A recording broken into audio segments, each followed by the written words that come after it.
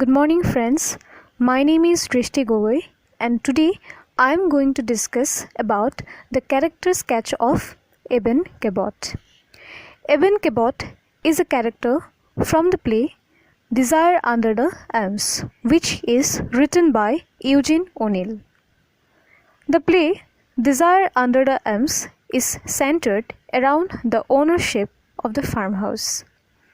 In this play, we will find that most of the characters are too greedy to get the farmhouse.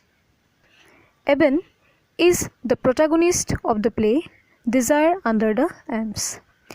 Eben is the son of Mo and Ephraim Cabot and the younger stepbrother of Simeon and Peter and Abby's amorous interest. Eben is a young and handsome man of 25 years old. Though he is handsome, but he always carries a kind of bitterness on his face. Since Eben is close to his mother, thus he has been suffering through an internal conflict after his mother's death. Eben believes that his father is responsible for his mother's death, as he forces his mother to labor too much on the farm. Eben also believes that his father, Ephraim Cabot, steals the farmhouse from Mo. But later on, we come to know that the farmhouse is actually Mr. Cabot's own, but Eben is stubborn in this matter.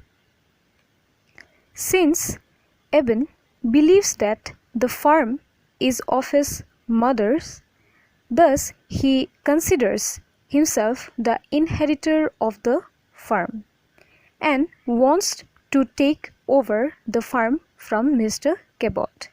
That is why Eben keeps on creating conspiracy in his mind to take the farm in his name. To take over the farm, Eben steals the hidden money of his father and buys his two brothers shares when they ask him for money to move to California.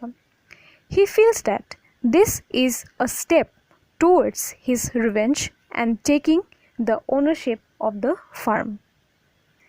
Eben constantly feels that his mother's spirit is wandering around the house, restlessly watching over him. When Eben first meets his new stepmother or Mr. Cabot's wife, Abby Putnam, he is automatically attracted to her. But initially, Eben does not like Abby getting close to him and he treats her with ill will, as Eben feels that Abby has come between him and the farm. But at the end, he succumbs to Abby's physical temptations as he learns that this will be the right retribution for the wrongs done to his mother. Eben realizes that accepting Abby's love has pleased his mother's soul, and her soul will now rest in peace. As I have told earlier, Eben is creating a conspiracy in his mind. By making love with Abby, he feels that he passes another step towards his revenge. As a result of Eben and Abby's affair, Abby becomes pregnant and later she gives birth to a son. Since Eben wants to become the owner of the farm, thus he comes to think that she tricks him and wants to become the owner of the land. But in order to prove her love for Eben, she kills her son. Eben cannot disaffirm his love for her anymore, and he announces that he will go to prison along with her or on behalf of her. Eben Cabot's character is worked in a circular form throughout the play Desire Under the Elms, who changes and expands his nature according to the stress of the circumstances. His sacrifice uplifts and dignifies him. It brings out the inherent nobility of his soul.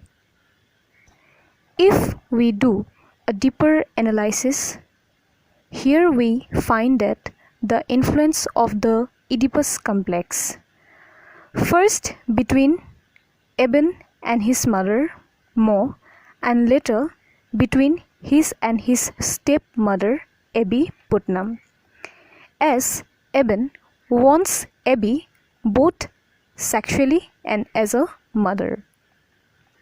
The influence of the character of Oedipus is clearly reflected in the character of Eben Cabot.